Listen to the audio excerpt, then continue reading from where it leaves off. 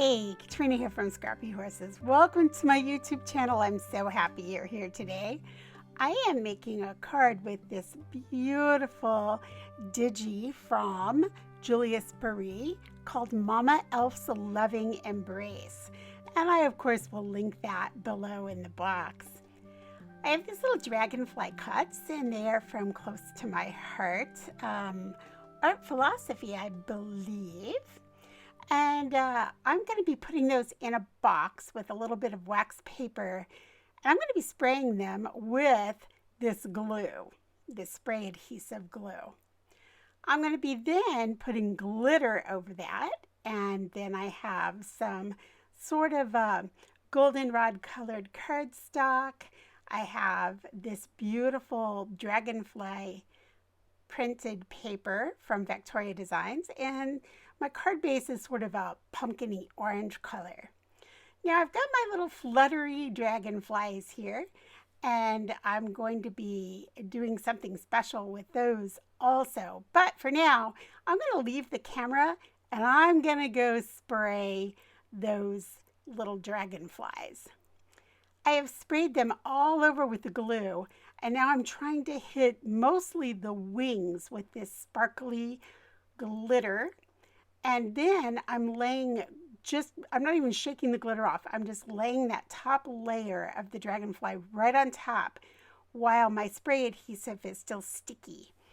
It's going to stick to that middle section, but it's not necessarily going to stick that much to the wings because I have the little sparkly glitter there. But that's okay. It doesn't need to stick to the wings. I just want it mostly in the middle so that it stays on there.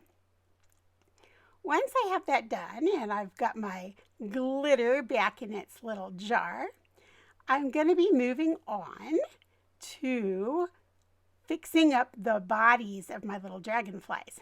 Now this is really fun. What I've done is I went into Cricut Design Space and I cut away the wings. Now you could just do this with scissors, and that's why I didn't show you how I did it. I'm coming in with this PearLustre powder, and I am mixing two colors. I am mixing the PearLustre Alexandrite and the Azurite. And again, I'll link that below for you. It's all down there for you. The fun thing about these powders are some of the powders actually blend together. And these are powders that do. When you heat them up with the heat gun, these colors sort of melt together. Some powders do not. They sort of sit on their own and it gets a little patchy looking, which I love for vintage, rustic looks, metals, things like that. But when I want something to just be really silky, lustre looking, then I don't necessarily want that look. Now, here's what I wanted to show you.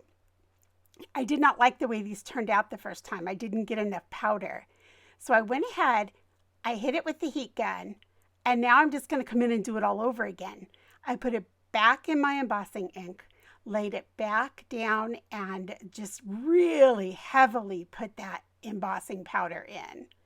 And now I'm going to hit it again with my heat tool, and you'll see here that it turns out very, very glossy looking when you do that.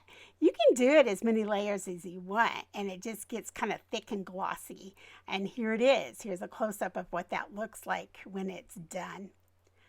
All right, now it's time to adhere those little bodies of those dragonflies. And so I'm just using a little zig two-way.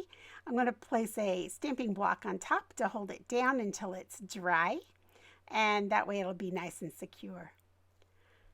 Time now to start building up the layers of the card. I'm going to take this lovely dragonfly paper and adhere it to the card base. I'm coming in with my focal image, adhering it to this sort of goldenrod colored cardstock. And I'm going to set that in place and go ahead and just adhere that with my ATG gun.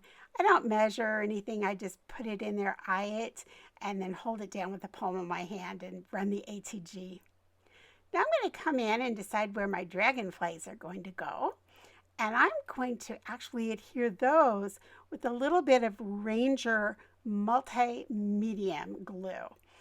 And I like it because it's just easy to use and it has a really good stick to it. So I'm just going to put a little bit on my finger there, as you saw, and then I'm just going to place the head down and then just let the tail fall into place. So if I get one half, here I'm doing it the opposite way, placing my tail and then pressing the head into place, then I can get it pretty straight. Well, you know, if you watch many of my videos, when we come to the gems, we're pretty close to the end. But let me tell you a little bit about these gems. They are so cute. They're from close to my heart, and they are the Crisp Air Dots. Now, these are no longer available packaged in the multicolors. But if you like these dots, you like the colors and or shapes, you can buy them in the sets of the colors. For example, just in blues, or just in the yellows, or just in the orange. I'll leave a link below so that you can go take a look at that. I really like these. They're really cute little gems. I am very happy I ordered them. They add a lot of sparkle and bling with not a lot of thickness. Hey, thanks so much for joining me. I'm going to leave you a link to the Worldwide Crafters and Colorists Challenge. Come join us with anything you're working on that has a focal image. And any comments or questions, leave them below and I will get back to you. Thanks so much for your time. Have a wonderful week. Bye.